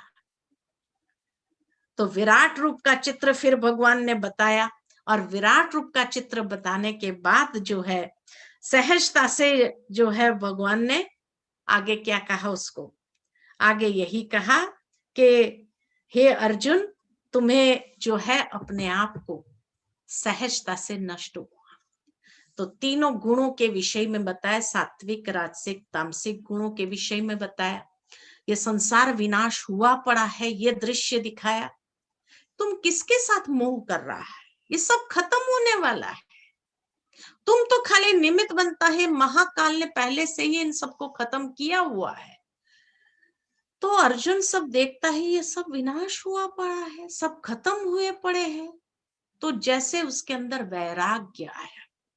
भावार्थ ये है कि नष्टो मोहा स्मृतिर लब्धा होने के लिए वैराग्य बहुत आवश्यक है। जब तक एक बेहद का वैराग्य हमारे अंदर से नहीं आएगा तब तक हम नष्टो मोहा नहीं बन सकते हैं। इसलिए आवश्यकता है कि हम अपने जीवन के अंदर नष्टो मोहा होने के लिए बेहद के वैराग्य वृत्ति को धारण करें। साथ साथ फिर उसको जो है लास्ट में जो कहा भगवान ने, मन मना भव, कि हे अर्जुन तुम मन को मेरे में लगाओ। 2 बार ये शब्द आता है मन मना भव, मध्याजी भव। एक तो 9वें अध्याय में आता है, दूसरा लास्ट 18th चैप्टर में आता है। और लास्ट में 18th चैप्टर में फिर यही कहा, सर्वधर्म परित्यज माम एकम शरणम व्रज। सर्वधर्म, धर्म कितने हैं हमारे इस जीवन के अंदर, कितने धर्म है। गृहस्थ धर्म, एक बच्चे का धर्म अपने पिता के प्रति, माता पिता के प्रति, माता पिता का धर्म अपना बच्चों के प्रति। फिर एक समाज में रहते हैं तो समाज के प्रति हमारा जो कर्तव्य है, यह धर्म है। तो ये सर्व धर्म परित्यज, जहां जहां तुम समझता है ये मेरा कर्तव्य है, इसके बिना तो नहीं चलेगा, मेरे आखिर मेरे बच्चों के प्रति मेरा कोई रिस्पॉन्सिबिलिटी है, मेरा कोई धर्म है, मेरे अपने माँ बाप के लिए कोई धर्म है मेरा जिसको मुझे पालन करना होगा। तो जब तक ये दैहिक धर्मों में हम रहेंगे तब तक ईश्वर के साथ हमारा मन लगेगा नहीं। तो इसीलिए ये सर्व धर्म परित्यज, जो भी हम अपनी रिस्पॉन्सिबिलिटी, हमारे धर्म समझते हैं, इन सभी धर्म से अपने आप को परित्यज माना डिटैच करना बहुत आवश्यक है। जब हम इन सभी धर्म से अपने आप को डिटैच कर लेंगे तो बहुत स्वाभाविक रीति से हम नष्टो मोहा स्मृतिर्लब्धा हो जाएंगे। इसलिए अर्जुन को लास्ट में भगवान ने यही कहा, सर्व धर्म परित्यज, कि तुम्हारा जो जो कर्तव्य, जिसको तुम समझता है ये मेरा धर्म है, I have to shoulder this, इसके बिना नहीं चल सकता है, तो भगवान उसको कहते सर्व धर्म परित्यज, छोड़ दो इन सबको, और माम एकम शरणम रज, सिर्फ मेरी शरण में तुम आओ, मैं तुझे सभी पापों से मुक्त कर दूंगा। तो इसी तरह बाबा भी कहते एक मुझे याद करो और किसी देहधारी की याद नहीं होंगी, तब भगवान भी हमें सभी पापों से सहजता से मुक्त करेंगे। योग अग्नि का काम करेगा और हमारे सारे पूर्व विकर्म, पाप कर्म सहजता से तभी दग्ध होंगे। तो इसलिए भगवान लास्ट में कहते सर्व धर्म परित्यज मामेकम शरणम व्रज, मेरी शरण में तुम आ जा, मैं तुझे सभी पापों से मुक्त कर लूंगी। तो इतनी स्मृतियां हमारी जागृत हुई, तब जाकर के हम सहजता से नष्टो मोहा हो सकते हैं, या अर्जुन भी तब जाकर के सहजता से नष्टो मोहा बना। ठीक है, एनी क्वेश्चंस? थैंक यू दीदी। This was so much in depth. I think हमें बहुत सारा डाइजेस्ट करना है अभी, बट किसी को कोई क्वेश्चन है तो आप अपना हाथ रेज कर सकते हैं या चैट में लिख सकते हैं, तो हम दीदी को पूछ सकते हैं। दीदी meanwhile I wanted to ask you कि अभी जैसे बाबा कहते हैं कि बहुत समय का अभ्यास चाहिए, नहीं तो जो बाबा के बच्चे जो अभी लेट आए हैं, तो वो कैसे बहुत समय का अभ्यास कैसे कर सके? बहुत समय का अभ्यास का मतलब बाबा का ये है कि मानो हम आधा घंटा बैठे योग में, तो हमारा अभ्यास ऐसा होना चाहिए कि आधा घंटे के अंदर हर 2 मिनट में हमारा बुद्धि योग लगा, फिर टूटा, फिर लगा, फिर टूटा, फिर लगा, ये बहुत काल नहीं है। लेकिन जितना आधा घंटा बैठे हैं, तो अभ्यास ऐसा होना चाहिए कि कम से कम माना at a stretch 15 minutes, 20 minutes, 30 minutes, तो ये है बहुत काल। तो ये अभ्यास हमारा, तो नए जो आए हैं वो इतने माना डिटैच हो गए हैं, क्योंकि उन्होंने थोड़े समय में ही बहुत कुछ ऐसी बातें देख लिया है, तो इसलिए वो चाहते हैं कि बस सबको भूलो, है ना। तो वो एट अ स्ट्रेच कर सकते हैं, आधा घंटा बैठे हैं तो 25 मिनट तक लगातार उसका बुद्धि का योग एकदम निरंतर लग जाता है। जबकि पुराने हैं, लेकिन उन्होंने सोचा हम तो बहुत समय से कर रहे हैं ना, लेकिन बैठते हैं, फोन बजा, कोई आवाज हुआ, तो ये बहुत काल नहीं है। तो बहुत काल का मतलब है द लेंथ, कि जितना समय हम योग में बैठते हैं तो वो लेंथ हमारी कितनी लंबी होती है, या घड़ी घड़ी टूटती है। आधा घंटा बैठा और 10 बार मेरा बुद्धि योग टूटा, तो बहुत काल तो नहीं कहेंगे उसको। तो बहुत काल का मतलब यह है कि काल माना समय, बहुत काल, बहुत समय तक हम एक ही स्थिति में बैठ सके तो नेचुरल है, तो उसमें इयर्स काउंट नहीं होते हैं। पीछे आने वाले भी जो बाबा कहते हैं आगे जा सकते हैं, क्योंकि वो इतने डिटैच हो गए हैं, इतना दुनिया के दुख दर्द को देख करके बाबा के पास आए हैं, तो उनको लगता है कि भूलो सब कुछ, और वो सहजता से एक बाबा की याद की लगन में मगन हो सकते हैं। थैंक यू दीदी। योगेश भाई ने हाथ खड़ा किया है, तो योगेश भाई आप अपने आप को अनम्यूट कर सकते हैं। ओम शांति। जो हमारी करंट परिस्थिति है उस पे कभी कभी जो पुरानी स्मृतियां है उसका असर कभी कभी पड़ जाता है। अभी पिछले जन्मों की तो हमको स्मृति नहीं है, बट जब बचपन से लेके जो भी, चाहे अच्छे कर्म हो या विकर्म हो, दोनों की स्मृतियां रहती है। तो जो ये स्मृतियां आती है तो स्थिति पे फर्क पड़ता है। तो क्या हम स्मृतियों को तो हम भूल नहीं सकते, तो फिर ऐसे इसमें क्या कहेंगे कि उनका असर कैसे नहीं होने देंगे। ऐसा है कि स्मृतियां तो आती रहती है, लेकिन अगर हम बाबा के याद में बैठे तो उस समय वो स्मृति जागृत ना हो। ये अभ्यास हमें करना है कि जितना हो सके हम अपने आप को सहजता से उन पुरानी स्मृतियां, चलो हो गई सो हो गई, है ना, उसको फुल स्टॉप जो लगाने के लिए जो बाबा कहते हैं कि उसको बिंदी लगाओ, तो ये बिंदी लगाना यही हमारा पुरुषार्थ है। अगर इतना समय के बाद भी अभी तक हम बिंदी नहीं लगा सकते हैं तो क्या कहेंगे। तो इसीलिए पुरानी स्मृतियां हैं, बहुत अच्छी बात है, लेकिन ये मुझे योग में इंटरफियर न करे। योग में जब हम बैठते हैं तो एक स्थिति में सहजता से बैठ सके, आराम से, ये हमें अभ्यास करना है कि वो पुरानी स्मृतियां, क्योंकि अगर बार बार उसको याद करते रहेंगे, हम खुद उसको याद करते अर्थात जागृत रखते हैं, तो अंतिम समय बाबा कहते हैं 1 सेकंड का पेपर होगा, और 1 सेकंड में अगर वो स्मृति आ गई तो क्या गति को प्राप्त करेंगे। तो इसलिए अभ्यास अभी ये करना है।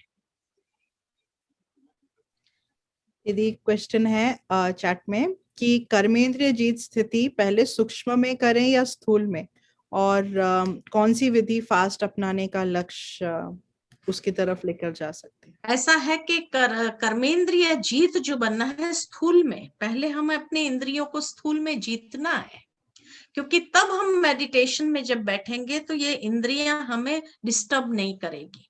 इसलिए स्थूल में जब जीतते हैं बार बार, इसलिए भगवान ने गीता में भी यही कहा, तुम अपनी कर्मेंद्रियों को सेल्फ डिसिप्लिन में लाओ। बाबा भी हम बच्चों को कहते हैं तुम राजयोगी हो तो राज ऋषि बनो। राज ऋषि यानी अपनी इंद्रियों के ऊपर संपूर्ण कंट्रोल होना चाहिए। जब तुम्हारा इंद्रियों के ऊपर कंट्रोल होगा तो तुम सहजता से बाबा को भी याद कर सकेंगे, नहीं तो मुश्किल होगा बहुत। इसलिए कर्मेंद्रिय जीत बनना अर्थात पहले हमें अपने स्थूल में इंद्रियों के ऊपर जीत प्राप्त करनी है, और तब जाकर के सूक्ष्म में भी वो मन को डिस्टर्ब नहीं करेंगे। दूसरा क्वेश्चन है कि डिटैचमेंट जब हम कहते हैं तो डिटैचमेंट संबंधों के लिए कहते हैं, लेकिन जब हम डिटैचमेंट की बात करते हैं तो क्या हम कर्मों से भी मतलब फिर हम कर्म कैसे करें अगर हम डिटैचमेंट की बात कर रहे हैं। ऐसा है, डिटैचमेंट का मतलब समझना जरूरी है।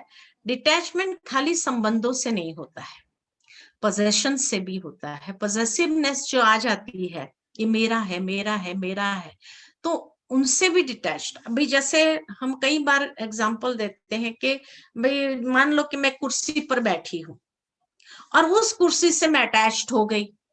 अब कुर्सी से अगर अटैच्ड हो गई, अब मुझे यहां से उठकर दरवाजे तक जाना है और मैं डिटैच नहीं हो सकती हूँ कुर्सी से। अब कुर्सी को लेकर के ऐसे ऐसे करके जा रही हूं तो मैं कैसे दिखूंगी। Everybody is going to laugh at me, right. अगर मुझे डिटैच होना आता है, माना मैं खड़ी हो जाऊं, अगर मुझे कुर्सी को लेकर के भी जाना है, मैं ऐसे उठा करके ले जाकर के वहां रख दूं ताकि वहां पर भी मैं सहजता से बैठ सकूं, है ना, वो ज्यादा समझदारी लगती है। बाकी मैं कुर्सी से अटैच्ड हो गई हूं, अब मैं कुर्सी को छोड़ नहीं सकती हूँ, कोई दूसरा बैठ जाएगा तो क्या होगा, इसीलिए मैं छोड़ना नहीं चाहती हूँ।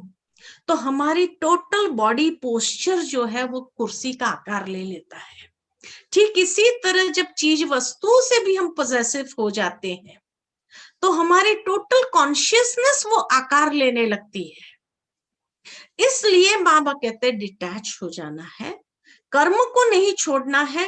कर्म करना है, आपको कर्म करना है, माना अगर कुर्सी चाहिए आप लेकर के जाओ, वहां बैठो, है ना, लेकिन आप अपनी कॉन्शियसनेस को वो स्वरूप लेने नहीं दो। समझ में आई बात? तो कॉन्शियसनेस अगर हमारा उस स्वरूप को ले लेगा तो फिर उस समय डिटैच होना बहुत मुश्किल हो जाएगा। तो कर्म जरूर करना है, लेकिन कर्म कॉन्शियस जो हो जाते हैं, चीज वस्तुओं के कॉन्शियस हो जाते हैं, संबंधों के कॉन्शियस हो जाते हैं, तो प्रॉब्लम है, कि तो जैसे नष्ट मोह। हाँ, कि इसका मतलब ये है कि जैसे से वो चेयर पर नहीं बैठी तो मेरा योग नहीं होगा, या जैसे हाँ पर डिपेंडेंट हो जाते हैं, राइट? हाँ, डिपेंडेंट हो गए ना। तृप्ति बहन को क्वेश्चन है, तो आप अनम्यूट कर सकते हैं, तृप्ति बहन। ओम शांति दीदी। दीदी मेरा ये क्वेश्चन है कि योग में हम लोग जब बैठते हैं तो एक दिन एकदम अच्छा योग लग जाता है और लाइक 2-3 दिन वापस like it is like very intermittent की and wherein we have been following the same lifestyle कि सोना इस वक्त है, like we have been reading regular murli, कुछ भी मिस नहीं होता, nothing change in our routine. तो then also I have been observing कि योग में like it happens कि आज अच्छा लगा फिर वापस हफ्ते बाद अच्छा लगा, like वो जो connection feel होता है तो it is not same.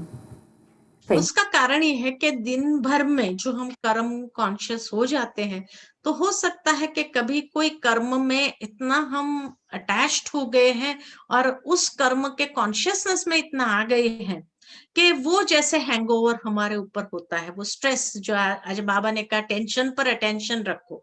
अगर टेंशन पर अटेंशन नहीं है हमारा, तो वो टेंशन इतना हावी होने लगता है हमारे ऊपर कि वो फिर हमें जो हमारी स्थिति है उसको बिगाड़ देता है। तो अटेंशन की जहां कमी आई वहां टेंशन फील होगा और वहां स्थिति ऊपर नीचे फ्लक्चुएट होना शुरू हो जाती है, स्वाभाविक है। सो दीदी क्वेश्चन एक है कि जब स्थिति की बात करते हैं तो क्या वो सिर्फ बीज रूप स्थिति है, या फिर जो हम पांच स्वरूप कहें, या जैसे हम सूक्ष्म वतन में बाबा के साथ हैं, तो क्या फर्क है इनमें? बहुत अंतर है, ये तो एक क्लास ही हो जाएगा। अलग अलग स्थितियों को लेकर के अगर मैं एक्सप्लेन करने चाहूँ तो और 1 घंटा हो जाए, लेकिन शॉर्ट में जो है, कभी कौन सी स्थिति में बैठो, कभी कौन सी स्थिति में बैठो, क्या ताकि बोरिंग ना लगे आपको। कभी अव्यक्त स्वरूप से बाबा के साथ मिलन मनाओ, कभी बीज रूप होकर के मिलन मनाओ, कभी जैसे परमधाम की स्टेज है तो कभी सूक्ष्म वतन की स्टेज है, तो कभी जैसे साकार में जो पांचों स्वरूप को घुमाओ, कभी साकारी आकारी निराकारी, इस तरह से। तो ये सारी अलग अलग स्थितियां हैं, तो बोर न हो, एक ही स्थिति को कर लेकर के चलते रहेंगे तो नेचुरल है इंसान उब जाता है, बोर हो जाता है। इसलिए हर रोज एक नवीनता हमारे मेडिटेशन में बनी रही, तो अलग अलग स्थितियों का भी हमें अभ्यास करना आवश्यक है।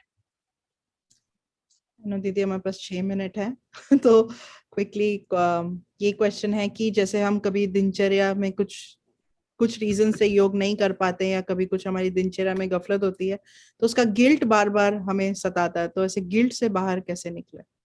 नहीं, गिल्ट सताने की जरूरत नहीं है। अगर कोई काम में बिजी हो गए तो भी उस काम करते समय बीच बीच में बाबा को याद जरूर, माना प्रैक्टिस ऐसी होनी चाहिए कि बीच बीच में भी बाबा की याद जरूर बनी रहे, तो आपको गिल्ट फील नहीं होगा। लेकिन जैसे कहा, कर्म कॉन्शियस बहुत ज्यादा जब व्यक्ति हो जाता है तो वो गिल्ट तो महसूस होगा ही।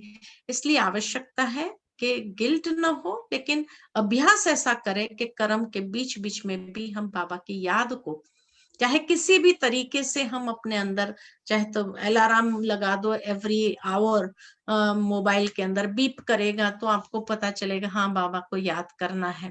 तो माना कोई भी युक्ति हमें अपनानी है कि जिसके आधार से हम बाबा को याद कर सके। एक प्रश्न गीता के ही ऊपर है कि जैसे कहा है कि गीता द्वापर में कृष्ण ने सुनाई, तो जब कहते हैं कि जब हम उन्हें समझाने की कोशिश करते हैं कि द्वापर में कैसे सुनाई, उसके बाद तो सतयुग आना चाहिए था, तो लोग कहते हैं कि उस समय बड़े मतलब लोगों में वो शक्ति नहीं थी उसे धारण करने की।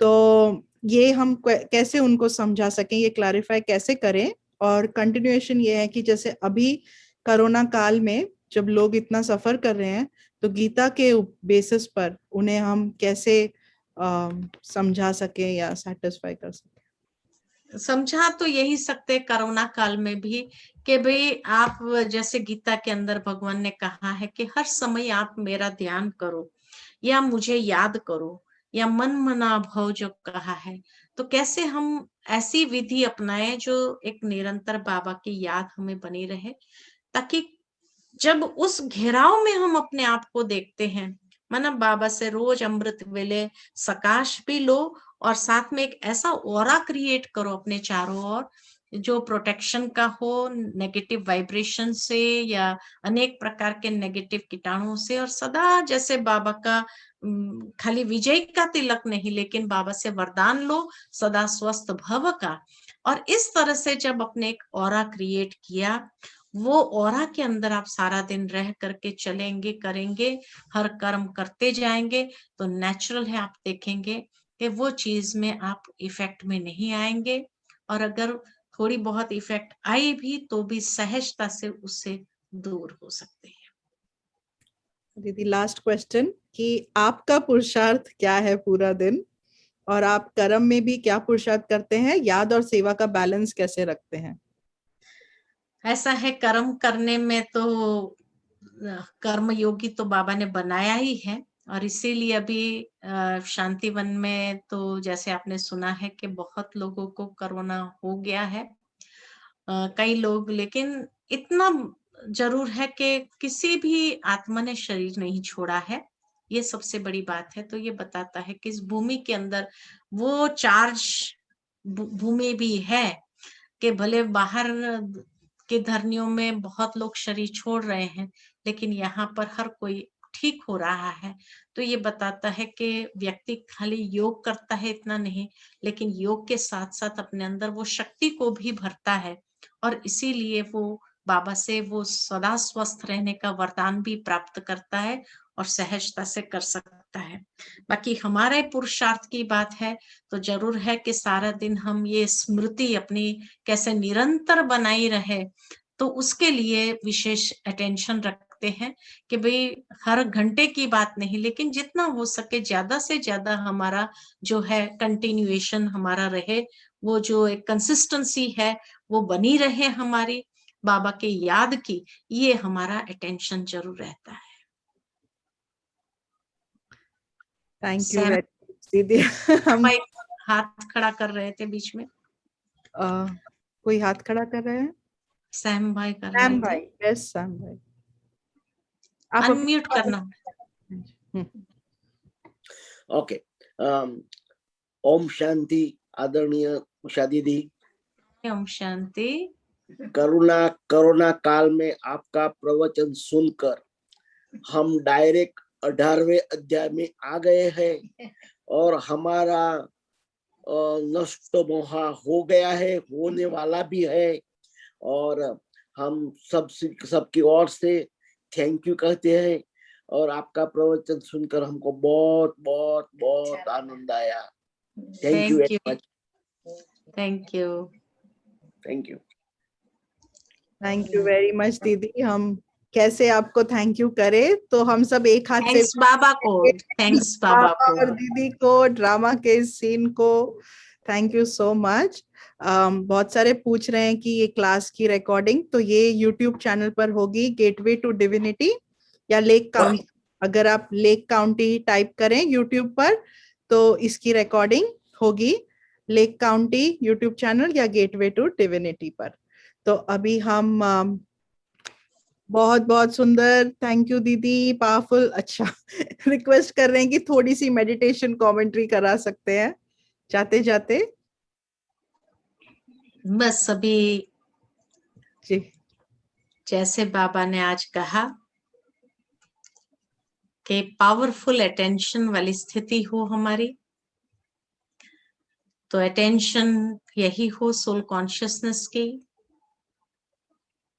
ब्रुकुटी की गुफा में स्वयं को देखो, एक चैतन्य शक्ति आत्मा के रूप में, देह और देह के सब संबंधों से न्यारे मैं आत्मा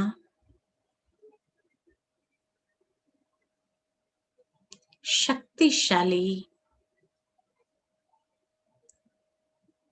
अपने स्वधर्म में स्थित हो।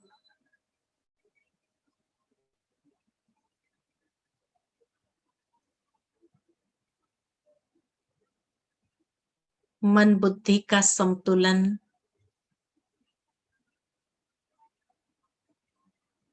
और सहजता से मन बुद्धि को परमात्मा की ओर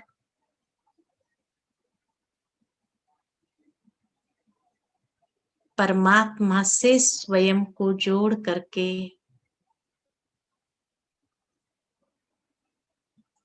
बाबा से सर्व शक्तियों का वरदान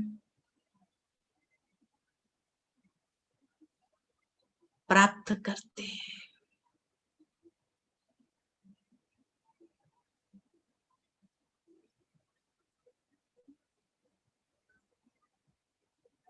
बाबा की शक्ति मुझ में समाती जा रही है और मैं आत्मा सशक्त होती जा रही है।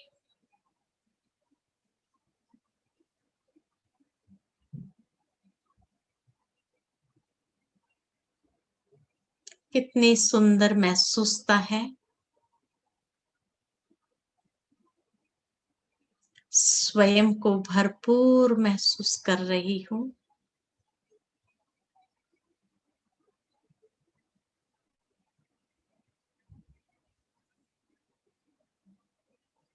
मैं और मेरा बाबा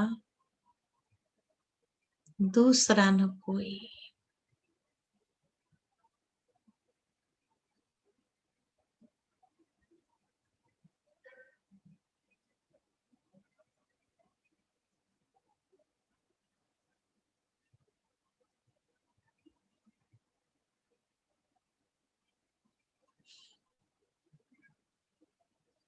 धीरे धीरे वापस इस पंच तत्व की ओर